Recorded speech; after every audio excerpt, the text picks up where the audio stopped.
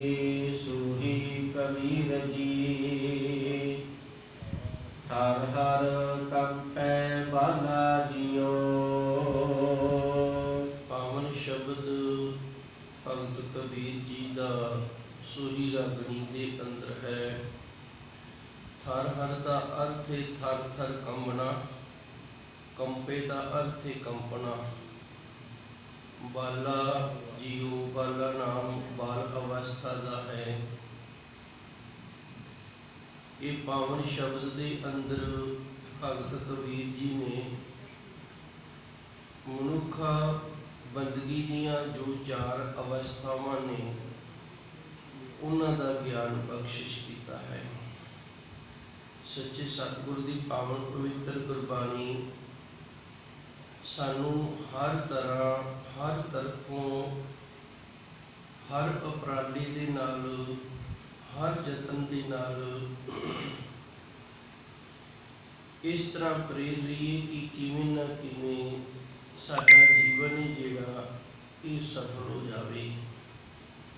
ते जीवन की जिहड़ी सफलता ही है ये गल्लां नाल होण वाली नहीं। इस दे लई इस मार्ग ते तुरना पवेगा जिसनों गुरु मार्ग आखिए, हरि मार्ग आखिए, संत मार्ग आखिए, धर्म का मार्ग आखिए। इस मार्ग के चार पड़ाव ने, ये चार अवस्था कह लवो, चार पड़ाव कह लवो, चार स्टेजा कह लवो।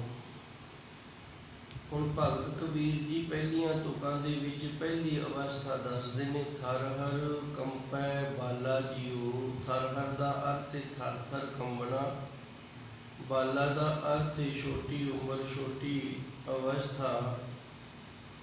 ना जाना क्या करसी पियो, इनू इस नुक्ते दे नाल आपां समझिए जिवें एक बच्चा हुंदा है पहली जमात दा। उन्होंने जदों असी स्कूल भेजते हैं तो वह स्कूल नहीं जाता। क्यों नहीं जाता? वो डरता है।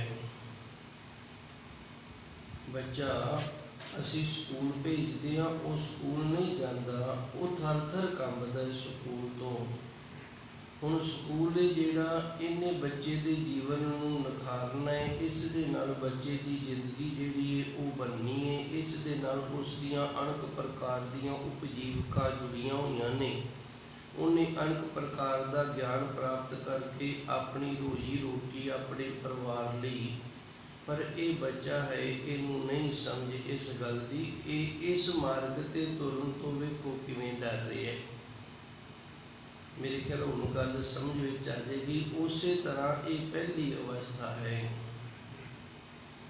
पहली अवस्था जदों इस मार्ग ते असी तुरदे हां ते उदों साडे अंदर भी घबराहट हुंदी है, साडे अंदर भी एक डर हुंदा है।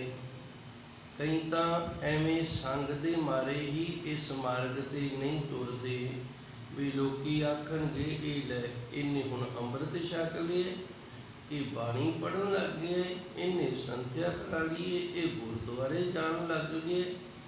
जिवें कईयां दा इस तरह का हाल है, वो तां इस तरह के मेहने भी मारते ने।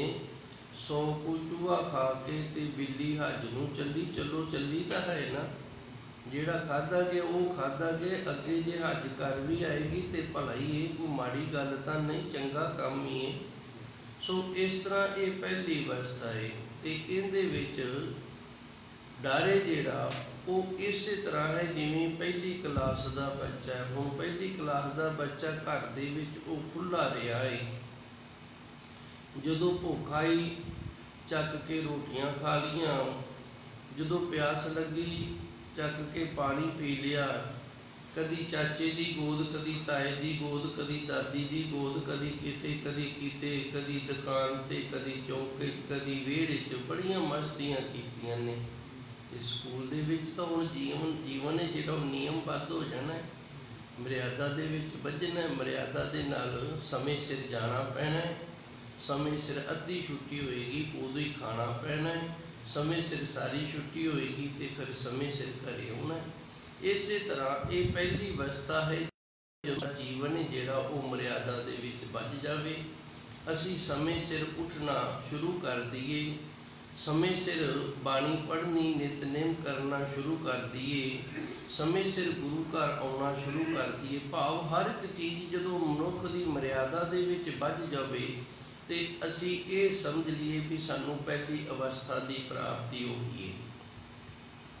ਜਦੋਂ ਅਸੀਂ ਆਪਣਾ ਜੀਵਨ ਮਰਿਆਦਾ ਦੇ ਵਿੱਚ ਬੰਨ੍ਹ ਲਿਆ ਵੀ ਆਹ ਅਸੀਂ ਖਾਣਾ ਹੈ, ਆਹ ਨਹੀਂ ਖਾਣਾ, ਅਸੀਂ ਹੁਣ ਅੰਮ੍ਰਿਤਧਾਰੀ ਹੋ ਗਏ ਹਾਂ, ਗੁਰਸਿੱਖ ਹੋ ਗਏ ਹਾਂ, ਗੁਰੂ ਮਾਰਗ 'ਤੇ ਤੁਰਨ ਲੱਗ ਪਏ ਹਾਂ ਤੇ ਹੁਣ ਆਹ ਚੀਜ਼ ਅਸੀਂ ਨਹੀਂ ਖਾਣੀ, ਮਰਿਆਦਾ 'ਚ ਬੱਝ ਗਈ।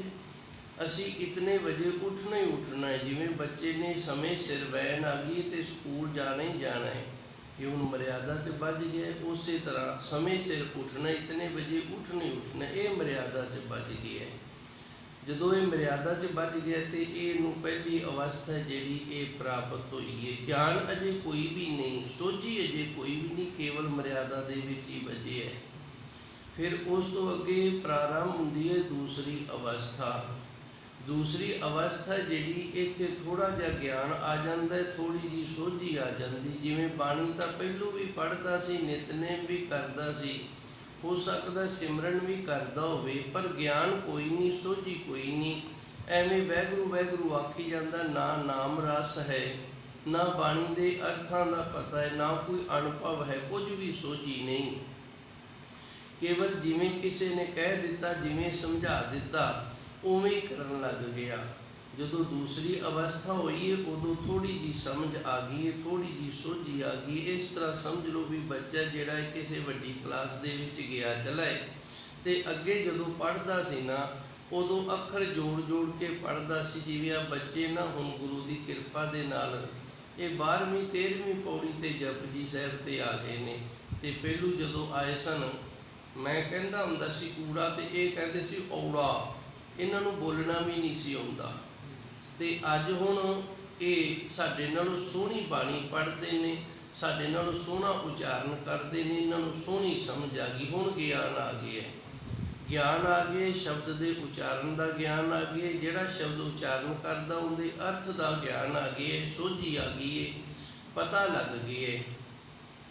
ਇਹ ਦੂਜੀ ਅਵਸਥਾ ਹੈ। ਇਹਨੂੰ ਨਾ ਇਸ ਤਰ੍ਹਾਂ ਫਿਰ ਸਮਝਿਆ ਜਾਂਦਾ ਹੈ ਜਿਵੇਂ ਹੁਣ ਤਾਂ ਭਾਈ ਸਮਾਂ ਬਦਲ ਗਿਆ। ਪਹਿਲੂ ਸਮਾਂ ਸੀ, ਬੱਚੀਆਂ ਸਨ ਜਦੋਂ ਇਹ ਚਾਦਰਾਂ, ਖੇਸ ਆਦਿਕ ਦਰੀਆਂ ਇਹ ਆਪਣੇ ਦਾਜ ਦੇ ਲਈ ਤਿਆਰ ਕਰਿਆ ਕਰਦੀਆਂ। ਹੁਣ ਬੱਚੀ ਦਾਜ ਤਾਂ ਤਿਆਰ ਕਰ ਰਹੀ ਏ, ਪਰ ਪਤਾ ਕੋਈ ਨਹੀਂ ਵੀ ਇਹ ਦਾਜ ਜਿਹੜਾ ਇਹ ਮੈਂ ਕਿਹਦੇ ਲਈ ਤਿਆਰ ਕਰ ਰਹੀ ਹਾਂ। ਜਦੋਂ ਮੰਗਣੀ ਹੋ ਗਈ ਹੈ ਤੇ ਫਿਰ ਭਾਈ ਉਸ ਦਾਜ ਦੇ ਉੱਤੇ ਕਿਸੇ ਬੱਚੇ ਦਾ ਹੋਰ ਦਾ ਨਾਂ ਲਿਖਿਆ ਗਿਆ, ਕੋਈ ਹੋਰ ਉਸ ਦਾ ਹੱਕਦਾਰ ਹੋ ਗਿਆ। ਇਹ ਤੀਜੀ ਅਵਸਥਾ ਬਣ ਗਈ। ਇਹ ਹੁਣ ਤੀਜੀ ਅਵਸਥਾ ਦੇ ਵਿੱਚ ਗਿਆ। ਪਹਿਲੋਂ ਬਾਣੀ ਪੜ੍ਹਦਾ ਸੀ, ਸਿਮਰਨ ਕਰਦਾ ਸੀ, ਖਾਂਦਾ ਸੀ, ਪੀਂਦਾ ਸੀ, ਪਰ ਸੋਝੀ ਜਿਹੜੀ ਸੀ ਉਹ ਇਤਨੀ ਜ਼ਿਆਦਾ ਨਹੀਂ ਸੀ। ਹੁਣ ਤੀਜੀ ਅਵਸਥਾ ਦੇ ਵਿੱਚ ਹਰ ਇੱਕ ਚੀਜ਼ ਜਿਹੜੀ ਉਹ ਰੱਬ ਦੀ ਕਹਿਣ ਲੱਗ ਗਏ, ਇਹ ਪਰਮਾਤਮਾ ਦੀ, ਇਹ ਮੈਨੂੰ ਵਾਹਿਗੁਰੂ ਨੇ ਦਿੱਤੀ ਹੈ। ਇਹ ਤੀਸਰੀ ਅਵਸਥਾ, ਇਸ ਨੂੰ ਗਿਆਨ ਦੀ ਅਵਸਥਾ ਵੀ ਆਖਿਆ ਜਾਂਦਾ ਹੈ ਵੀ ਇਸ ਨੂੰ ਗਿਆਨ ਹੋ ਗਿਆ, ਸੋਝੀ ਹੋ ਗਈ ਹੈ। ਹੁਣ ਹਰ ਇੱਕ ਚੀਜ਼ ਦੇ ਉੱਤੇ ਇਹ ਪ੍ਰਭੂ ਪਰਮਾਤਮਾ ਦਾ ਹੱਕ ਹੈ ਜਿਹੜਾ ਉਹ ਜਤਾਉਂਦਾ ਹੈ। ਅੱਗੇ ਫਿਰ ਚੌਥੀ ਅਵਸਥਾ ਜਿਹਨੂੰ ਗੁਰਬਾਣੀ ਦੇ ਅੰਦਰ ਤੁਰੀ ਅਵਸਥਾ ਵੀ ਆਖਿਆ, ਨਿਰਵਾਣ ਪਦਵੀ ਵੀ ਆਖੀ ਹੈ, ਚੌਥਾ ਪਦ ਵੀ ਆਖਿਆ, ਉੱਤਮ ਪਦਵੀ ਵੀ ਆਖਿਆ। ਬੜੇ ਨਾਮਾਂ ਦੇ ਨਾਲ ਸਤਿਕਾਰਿਆ ਸੱਚੇ ਸਤਿਗੁਰ ਨੇ। ਇੱਥੇ ਹੁਣ ਇਸ ਦੇ ਅੰਦਰ ਧੁਨ ਦੀ ਉਤਪਤੀ ਹੋ ਗਈ ਹੈ। ਉਸ ਪ੍ਰਭੂ ਪਰਮਾਤਮਾ ਦਾ ਨਾਮ ਹੈ ਜਿਹੜਾ ਨਿਰੰਤਰ ਇੱਕ ਰਸ ਅੰਦਰ ਚੱਲ ਗਿਆ ਹੈ। ਇਸ ਤਰ੍ਹਾਂ ਕਹਿ ਲਓ ਵੀ ਉਹ ਰੱਬ ਦਾ ਹੀ ਰੂਪ ਹੋ ਗਿਆ। ਸੋ ਹੁਣ ਭਗਤ ਕਬੀਰ ਜੀ ਪਹਿਲੀ ਪੌੜੀ ਦੇ ਅੰਦਰ ਸਾਨੂੰ ਦੱਸਦੇ ਨੇ, ਥਰ ਹਰ ਕੰਪੈ ਬਾਲਾ ਜੀਓ। ਜਦੋਂ ਭਾਈ ਇਸ ਮਾਰਗ ਤੇ ਤੁਰੀਦਾ ਨਾ ਤੇ ਜਿਹੜਾ ਜਗਿਆਸੂ ਹੁੰਦਾ ਹੈ ਉਹਦੇ ਅੰਦਰ ਥਰਾਟ ਹੈ ਜਿਹੜੀ, ਘਬਰਾਹਟ ਹੈ ਜਿਹੜੀ, ਇਹ ਜ਼ਰੂਰ ਹੁੰਦੀ ਹੈ, ਕਿਉਂਕਿ ਸੰਸਾਰ ਨੂੰ ਛੱਡਣਾ ਹੁੰਦਾ ਹੈ। ਸੰਸਾਰ ਨੂੰ ਛੱਡ ਕੇ ਤੇ ਜੀਵਨ ਨੂੰ ਮਰਿਆਦਾ ਦੇ ਵਿੱਚ ਬੰਨਣਾ ਹੁੰਦਾ ਹੈ ਜੀ। ਨਾ ਜਾਣੋ ਕਿਆ ਕਰਸੀ ਪੀਓ। ਪੀਓ ਦਾ ਅਰਥ ਪਰਮਾਤਮਾ ਹੈ। ਇਹ ਨਹੀਂ ਪਤਾ ਹੁੰਦਾ ਵੀ ਪਰਮਾਤਮਾ ਅਕਾਲ ਪੁਰਖ ਵਾਹਿਗੁਰੂ ਮੈਨੂੰ ਕਿਹੜੇ ਪਰਚੇ ਦੇ ਵਿੱਚੋਂ ਕੱਢੇਗਾ, ਕਿਉਂਕਿ ਪ੍ਰਭੂ ਪਰਮਾਤਮਾ ਜਿਸ ਵਕਤ ਦਸਵੇਂ ਪਾਤਸ਼ਾਹ ਸੱਚੇ ਸਤਿਗੁਰ ਨੇ ਆਨੰਦਪੁਰ ਸਾਹਿਬ ਛੱਡਿਆ ਸੀ ਨਾ ਤੇ ਪਰਮਾਤਮਾ ਨੂੰ ਆਖਿਆ ਵੀ ਹੇ ਸੱਚੇ ਸਤਿਗੁਰ ਅੱਗੇ ਆਉਣ ਵਾਲਾ ਜਿਹੜਾ ਸਮਾਂ ਉਦੋਂ ਚਾਰੇ ਸਾਹਿਬਜ਼ਾਦੇ ਵੀ ਸ਼ਹੀਦ ਹੋ ਜਾਣੇ ਨੇ ਤੇ ਮਾਤਾ ਗੁਜਰ ਕੌਰ ਵੀ ਸ਼ਹੀਦ ਹੋ ਜਾਣੀ ਤੇ ਸਿੰਘ ਵੀ ਮੇਰੇ ਨਾਲ ਗਿਣਤੀ ਦੇ 1-2 ਰਹਿ ਜਾਣੇ ਨੇ, ਸਾਰੇ ਸ਼ਹੀਦ ਹੋ ਜਾਣੇ ਨੇ। ਤੇ ਤੁਸੀਂ ਮੈਨੂੰ ਆਪਣਾ ਪੁੱਤਰ ਕਰਕੇ, ਆਪਣਾ ਪੁੱਤਰ ਬਣਾ ਕੇ ਧਰਤੀ ਤੇ ਭੇਜਿਆ ਸੀ ਤੇ ਇਹ ਖਾਲਸਾ ਪੰਥ ਦੀ ਸਾਜਨਾ ਵਾਸਤੇ ਤੁਸੀਂ ਮੈਨੂੰ ਆਖਿਆ ਸੀ ਤੇ ਮੈਂ ਸਾਜਨਾ ਕੀਤੀ ਤੇ ਫਿਰ ਇਹ ਸਾਰਾ ਕੁਝ ਇਸ ਤਰ੍ਹਾਂ ਦਾ ਕਿਉਂ? ਤੇ ਅਕਾਲ ਪੁਰਖ ਵਾਹਿਗੁਰੂ ਨੇ ਆਖਿਆ ਸੀ ਮੈਂ ਪਰਚਾ ਤਾਂ ਹੁਣ ਲੈਣਾ ਹੀ ਹੈ ਨਾ, ਪੇਪਰ ਤਾਂ ਲੈਣਾ ਹੀ ਹੈ। ਜੇ ਪੇਪਰ ਨਹੀਂ ਲਵਾਂਗੇ, ਪਰਚਾ ਨਹੀਂ ਲਵਾਂਗੇ ਤੇ ਪੜ੍ਹਾਈ ਦਾ ਕੀ ਪਤਾ ਲੱਗੇਗਾ ਵੀ ਕਿੱਥੋਂ ਤੱਕ ਪੱਕ ਗਏ ਹੋ ਤੁਸੀਂ। ਸੋ ਜਦੋਂ ਅਵਤਾਰ ਨੂੰ, ਜਿਹਨੂੰ ਆਪ ਅਕਾਲ ਪੁਰਖ ਵਾਹਿਗੁਰੂ ਆਪਣਾ ਪੁੱਤਰ ਸਾਜ ਕੇ ਤੋਰ ਰਿਹਾ ਹੈ ਤੇ ਉਹਨੂੰ ਵੀ ਪੇਪਰ ਦੇਣਾ ਪੈਂਦਾ ਤੇ ਫਿਰ ਅਸੀਂ ਕਿੰਦੇ ਵਿਚਾਰੇ ਹਾਂ, ਪੇਪਰ ਦੇ ਵਿੱਚੋਂ ਤਾਂ ਸਾਨੂੰ ਵੀ ਲੰਘਣਾ ਪਏਗਾ। ਨਾ ਜਾਣੋ ਕਿਆ ਕਰ ਸੀ ਪਿਓ, ਅੱਗੇ ਨਹੀਂ ਪਤਾ। ਇਸ ਰਸਤੇ ਤੇ ਤੁਰ ਪਏ ਹਾਂ, ਇਸ ਰਸਤੇ ਤੇ ਚੱਲ ਪਿਆ ਤੇ ਅੱਗੇ ਜਿਹੜੀਆਂ ਉਸ ਵਾਹਿਗੁਰੂ ਦੁਆਰਾ ਪਾਈਆਂ ਗਈਆਂ ਪਰਚੀਆਂ ਨੇ, ਪਰਚੇ ਨੇ, ਪੇਪਰ ਨੇ, ਉਹਨਾਂ ਦਾ ਨਹੀਂ ਪਤਾ ਵੀ ਉਹ ਕਿਤਨੇ ਕਰੜੇ ਪਏਗਾ। ਭਾਵ ਅਕਾਲ ਪੁਰਖ ਵਾਹਿਗੁਰੂ ਪਤਾ ਨਹੀਂ ਕਿਸ ਤਰ੍ਹਾਂ ਕਿਰਪਾ ਸਾਡੇ ਤੇ ਕਰੇਗਾ ਜੀ। ਰਹਿਣ ਗਈ ਮਤ ਦਿਨ ਭੀ ਜਾਏ। ਹੁਣ ਇਹ ਦੂਜੀ ਅਵਸਥਾ ਦੇ ਵਿੱਚ ਆ ਗਏ, ਇਹਨੂੰ ਸੋਝੀ ਆ ਗਈ ਹੈ, ਇਹਨੂੰ ਗਿਆਨ ਆ ਗਿਆ। ਕਾਹਦਾ ਗਿਆਨ ਆ ਗਿਆ? ਭਈ ਰਾਤ ਤਾਂ ਮੈਂ ਸੌਂ ਕੇ ਨਗਾ ਲਈਏ ਤੇ ਕਿਤੇ ਹੁਣ ਸਾਰਾ ਦਿਨ ਹੀ ਜਿਹੜਾ ਇਹ ਮੈਂ ਕੰਮ ਧੰਦਿਆਂ ਦੇ ਵਿੱਚ ਨਾ ਖਰਾਬ ਕਰ ਲਵਾਂ। ਦੂਜੀ ਅਵਸਥਾ ਬਣ ਗਈ ਹੈ ਨਾ। ਮੈਂ ਇੱਕ ਵਾਰੀ ਫੇਰ ਦੁਹਰਾਵਾਂਗਾ, ਬੱਚਾ ਹੈ ਪਹਿਲੂ ਸਕੂਲ ਨਹੀਂ ਜਾਂਦਾ। ਜਦੋਂ ਬੱਚਾ ਸਕੂਲ ਨਹੀਂ ਜਾਂਦਾ, ਕਿਉਂ ਨਹੀਂ ਜਾਂਦਾ? ਉਹ ਡਰਦਾ ਹੈ। ਡਰਦਾ ਕਹਿੰਦੇ ਤੋਂ ਆਪਣੇ ਮਾਸਟਰ ਤੋਂ ਡਰਦਾ ਹੈ, ਸਕੂਲ ਦੇ ਜਿਹੜੇ ਨਿਯਮ ਨੇ, ਮਰਿਆਦਾ ਜਿਹੜੀ, ਉਸ ਤੋਂ ਡਰਦਾ। ਇਸ ਕਰਕੇ ਸਕੂਲ ਵਿੱਚ ਨਹੀਂ ਜਾਂਦਾ। ਪਹਿਲੋਂ ਖੁੱਲ੍ਹਾ ਚਰਿਆ ਹੁੰਦਾ, ਖੁੱਲ੍ਹਾ ਰਿਹਾ ਹੁੰਦਾ ਹੈ ਤੇ ਹੁਣ ਉੱਥੇ ਬੰਧਨ ਦੇ ਵਿੱਚ ਰਹਿਣਾ ਪਵੇਗਾ। ਇਸੇ ਤਰ੍ਹਾਂ ਜਦੋਂ ਅਸੀਂ ਇਸ ਮਾਰਗ ਤੇ ਤੁਰਦੇ ਹਾਂ, ਪਹਿਲੀ ਵਾਰ, ਪਹਿਲੀ ਅਵਸਥਾ ਜਿਹੜੀ, ਉਦੋਂ ਭਾਈ ਸਾਡੇ ਸਾਰਿਆਂ ਦੇ ਅੰਦਰ ਇੱਕ ਥਰਾੜ ਜੀ ਪੈਦਾ ਹੁੰਦੀ ਹੈ ਵੀ ਸਮਾਜ ਕੀ ਆਖੇਗਾ, ਜ਼ਮਾਨਾ ਕੀ ਆਖੇਗਾ, ਲੋਕੀ ਕੀ ਆਖਣਗੇ। ਇਸ ਤਰ੍ਹਾਂ ਦੀਆਂ ਹੋਰ ਅਣਖ ਪ੍ਰਕਾਰ ਦੀਆਂ ਘਬਰਾਹਟਾਂ ਹੁੰਦੀਆਂ ਨੇ। ਫਿਰ ਇਸ ਮਾਰਗ ਤੇ ਤੁਰਦਿਆਂ ਪ੍ਰਭੂ ਪਰਮਾਤਮਾ ਸਾਨੂੰ ਕਿਸੇ ਨਾ ਕਿਸੇ ਪਰਚੇ ਦੇ ਵਿੱਚੋਂ ਕੱਢਦਾ ਹੈ, ਉਹ ਵੀ ਸਾਨੂੰ ਕੋਈ ਪਤਾ ਨਹੀਂ। ਫਿਰ ਅੱਗੇ ਜਦੋਂ ਸੋਝੀ ਆ ਜਾਂਦੀ ਹੈ, ਦੂਜੀ ਅਵਸਥਾ ਨਿਯਮਬੰਧ ਰਹਿ ਕੇ ਬਣ ਜਾਂਦੀ ਹੈ ਤੇ ਫਿਰ ਮਨ ਦੇ ਵਿੱਚ ਇਹ ਸੋਚ ਚੱਲਣ ਲੱਗ ਪੈਂਦੀ। ਇਹਨੂੰ ਕਹਿੰਦੇ ਨੇ ਸ਼ੁਭ ਇੱਛਾ। ਹੁਣ ਇੱਛਾ ਜਿਹੜੀ ਇਹ ਬੜੀ ਵਿਚਾਰ ਵਾਲੀ ਹੋ ਗਈ ਹੈ, ਬੜੀ ਸ਼ੁਭ ਹੋ ਗਈ ਹੈ ਵੀ ਮੇਰੀ ਰਾਤ ਤਾਂ ਮੈਂ ਸੌਂ ਕੇ ਨਗਾ ਦਿੱਤੀ ਹੈ ਤੇ ਭਾਈ ਹੁਣ ਅੰਮ੍ਰਿਤ ਵੇਲਾ ਹੋ ਗਿਆ ਹੈ, ਕਿਤੇ ਇਹ ਵੀ ਮੇਰਾ ਖਰਾਬ ਨਾ ਹੋ ਜਾਵੇ। ਮੈਂ ਅੰਮ੍ਰਿਤ ਵੇਲੇ ਉਸ ਪ੍ਰਭੂ ਪਰਮਾਤਮਾ ਦਾ ਨਾਮ ਹੈ ਜਿਹੜਾ ਇਹ ਜ਼ਰੂਰ ਜਪ ਲਵਾਂ। ਰਹਿਣ ਗਈ ਮਤ ਦਿਨ ਭੀ ਜਾਏ, ਕਿਤੇ ਇਸ ਤਰ੍ਹਾਂ ਨਾ ਹੋਵੇ ਰਾਤ ਸੌਂ ਕੇ ਨਗਾ ਦਿੱਤੀ ਹੈ ਤੇ ਦਿਨ ਕਾਰੋਬਾਰ ਦੇ ਵਿੱਚ ਮੈਂ ਨਗਾ ਦੇਵਾਂ। ਇਹ ਗਿਆਨ ਆ ਗਿਆ, ਸੋਝੀ ਆ ਗਈ, ਸਮਝ ਆਉਣ ਲੱਗ ਗਈ ਹੈ ਜੀ। ਭਵਰ ਗਏ ਬਗ ਬੈਠੇ ਆਏ। ਭਵਰ ਕਹਿੰਦੇ ਨੇ ਕਾਲੇ ਵਾਲਾਂ ਨੂੰ ਤੇ ਬਗ ਕਹਿੰਦੇ ਨੇ ਚਿੱਟੇ ਵਾਲਾਂ ਨੂੰ। ਹੁਣ ਜਦੋਂ ਇਸ ਮਾਰਗ ਤੇ ਤੁਰਾਂਗੇ ਤੇ ਕੋਈ ਜ਼ਰੂਰੀ ਨਹੀਂ ਵੀ ਸਾਡੀ ਉਮਰ ਜਿਹੜੀ ਬੜੀ ਛੋਟੀ ਹੋਵੇ। ਉਹ ਭਾਗਾਂ ਵਾਲੇ ਨੇ, ਕਰਮਾਂ ਵਾਲੇ ਨੇ ਜਿਹੜੇ ਛੋਟੀ ਉਮਰ ਦੇ ਵਿੱਚ ਇਸ ਪਾਸੇ ਲੱਗ ਜਾਂਦੇ ਨੇ।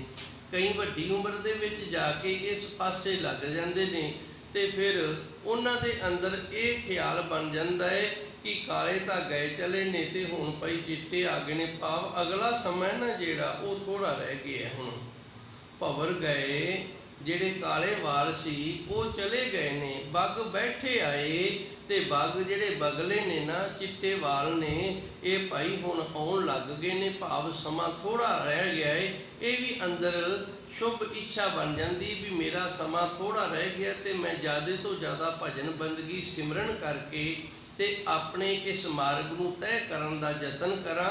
ਪ੍ਰਭੂ ਪਰਮਾਤਮਾ ਦੀ ਮੈਨੂੰ ਪ੍ਰਾਪਤੀ ਹੋ ਜਾਵੇ। ਇੱਥੇ ਨਾ ਇੱਕ ਗੱਲ ਕਹਿਣ ਯੋਗ ਹੈ, ਆਪਾਂ ਜ਼ਰੂਰ ਕਵਾਂਗੇ।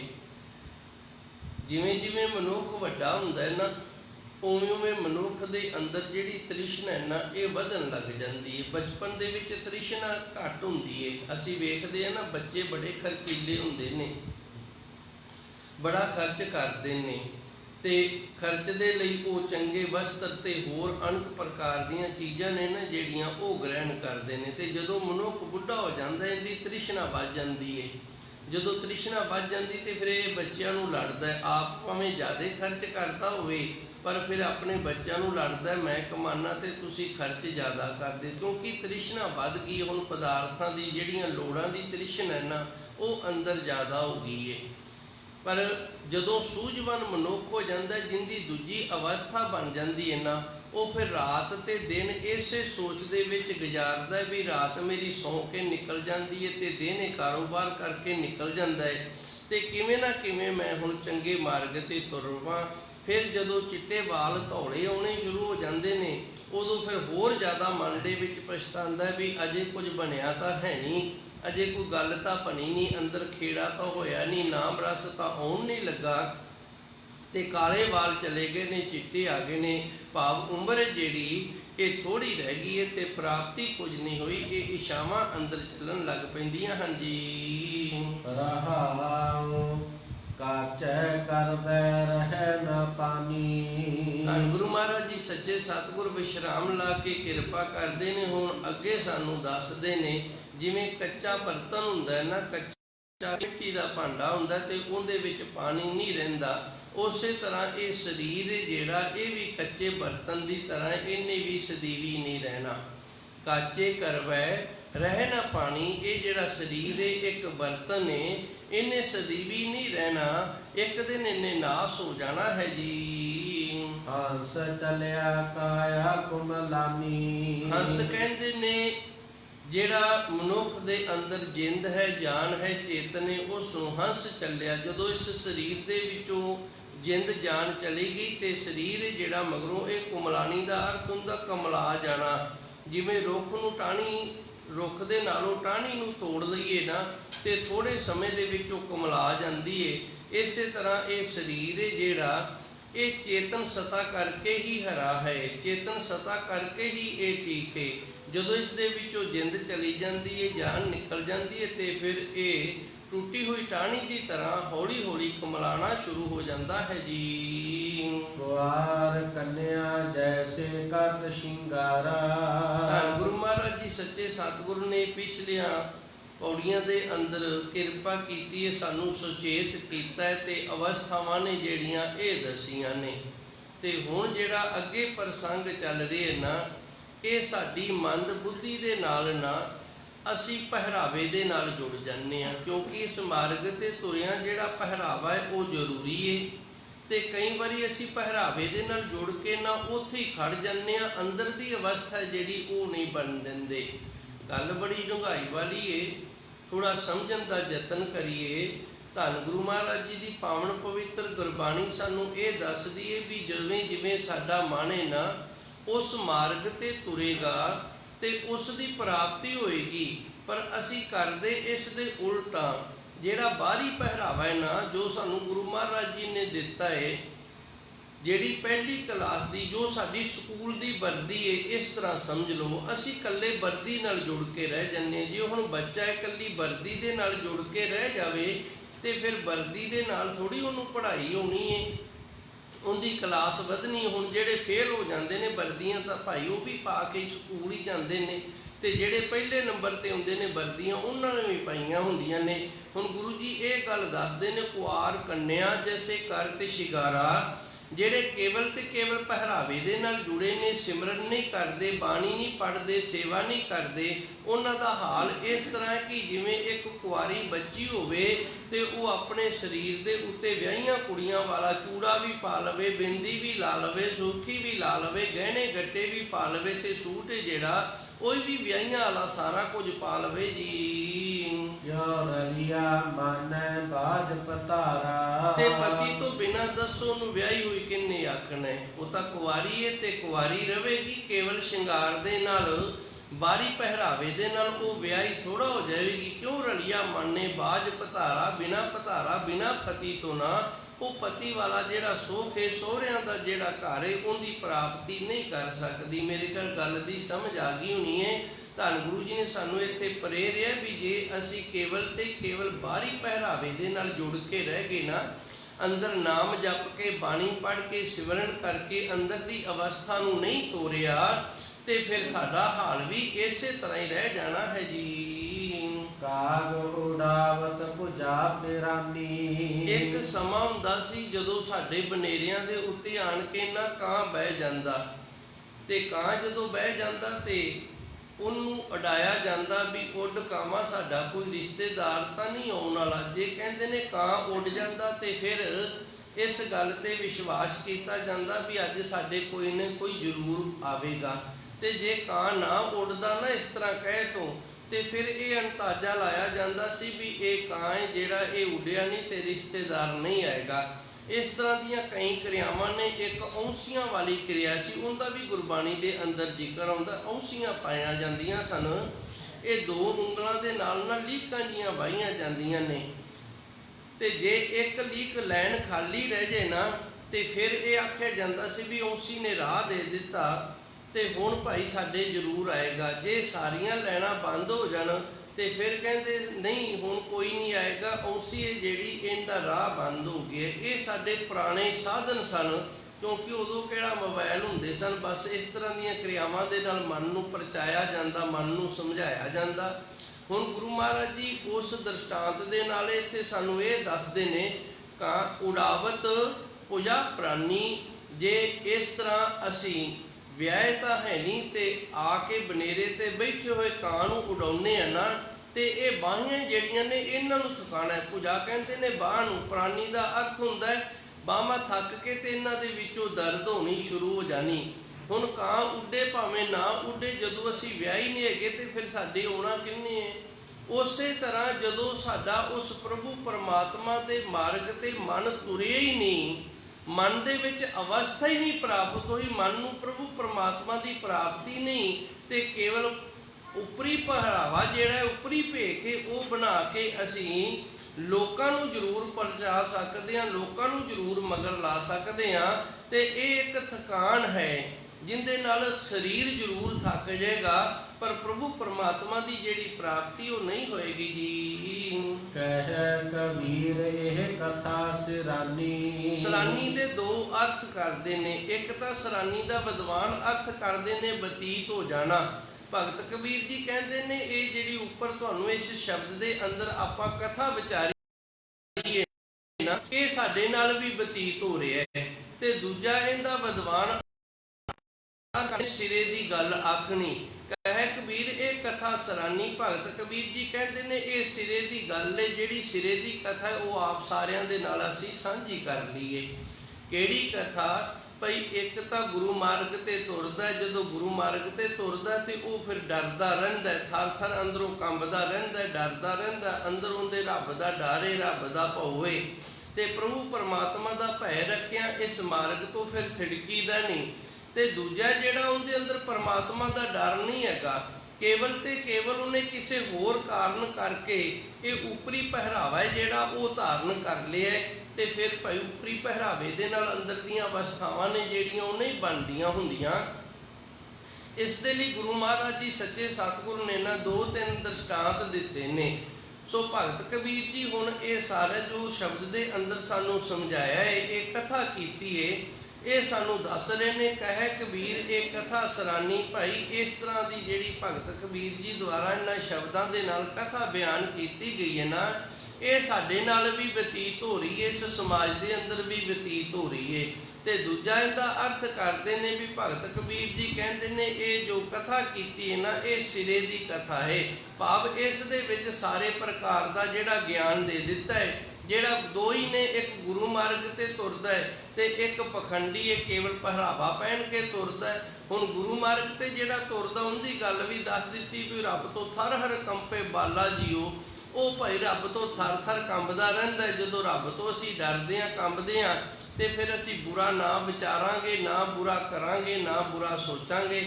ਜੇ ਸਾਨੂੰ ਰੱਬ ਦਾ ਡਰ ਹੀ ਨਹੀਂ ਹੈਗਾ, ਰੱਬ ਦੀ ਅਸੀਂ ਪਰਵਾਹ ਹੀ ਨਹੀਂ ਕਰਦੇ, ਕੇਵਲ ਪਹਿਰਾਵੇ ਦੇ ਨਾਲ ਜੁੜੇ ਹਾਂ ਦੁਨੀਆ ਨੂੰ ਠੱਗਣ ਵਾਸਤੇ, ਲੁੱਟਣ ਵਾਸਤੇ, ਤੇ ਫਿਰ ਉਹਦੀ ਹਾਲਤ ਵੀ ਭਗਤ ਕਬੀਰ ਜੀ ਨੇ ਦੱਸ ਦਿੱਤੀ। ਕੁਆਰ ਕੰਨਿਆ ਜੈਸੇ ਕਰਤ ਸ਼ਿਗਾਰਾ, ਜਿਵੇਂ ਬੱਚੀ ਤਾਂ ਕੁਆਰੀ ਹੈ, ਵਿਆਹ ਤਾਂ ਹੋਇਆ ਹੀ ਨਹੀਂ, ਚੂੜਾ ਵੀ ਪਾ ਲਿਆ, ਵਰਦੀ ਵੀ ਪਾ ਲਈ ਵਿਆਹਿਆਂ ਵਾਲੀ, ਤੇ ਹੋਰ ਵੀ ਜਿਹੜੇ ਰੰਗ ਟੰਗ ਨੇ ਵਿਆਹੀਆਂ ਵਾਲੇ ਕਰ ਲਏ ਨੇ, ਤੇ ਉਹ ਸਹੁਰਿਆਂ ਦੇ ਘਰੇ ਦੱਸੋ ਕਿਵੇਂ ਜਾਏਗੀ ਜਦੋਂ ਵਿਆਹੀ ਨਹੀਂ ਹੈਗੀ। ਇਹ ਹੁਣ ਭਗਤ ਕਬੀਰ ਜੀ ਦੱਸਦੇ ਨੇ, ਇਸ ਤਰ੍ਹਾਂ ਪਹਿਰਾਵੇ ਦੇ ਨਾਲ ਪ੍ਰਭੂ ਪਰਮਾਤਮਾ ਦੇ ਤੱਕ ਸੱਚਖੰਡ ਦੇ ਵਿੱਚ ਨਹੀਂ ਪਹੁੰਚਿਆ ਜਾ ਸਕਦਾ। ਇਸ ਲਈ ਇਹ ਕਥਾ ਜੋ ਭਗਤ ਕਬੀਰ ਜੀ ਦੀ ਬਾਣੀ ਦੀ, ਇਹ ਸਿਰੇ ਦੀ ਗੱਲ ਹੈ, ਸਿਰੇ ਦੀ ਕਥਾ ਹੈ। इतनी को सेवा संगतां ने प्रवान करनी। सच्चे सतगुर किरपा करन, रहमत करन, सानू सारियां नू अपने मार्ग ते तोरन, सानू सारियां नू सोझी होवे, ज्ञान होवे, ते असी गुरु मार्ग ते तुर के गुरु की प्राप्ति, परमात्मा की प्राप्ति करके इस जीवन नू सफल कर लीए। केवल कां उड़ान वाले ही ना रह जाइए, केवल उन्हां दी गिनती दे विच ना आइए ਜਿਹੜੇ ਕਾਂ ਹੀ ਉਡਾਉਂਦੇ ਨੇ। ਅਸੀਂ ਕੁਝ ਪ੍ਰਾਪਤੀ ਵਾਲੇ ਵੀ ਹੋ ਜਾਈਏ। ਦੇਹੋ ਸੱਜਣ ਆਸੀਸੜੀਆ, ਜੋ ਹੋਵੇ ਸਹਿਬ ਸਿਉ ਮੇਲ।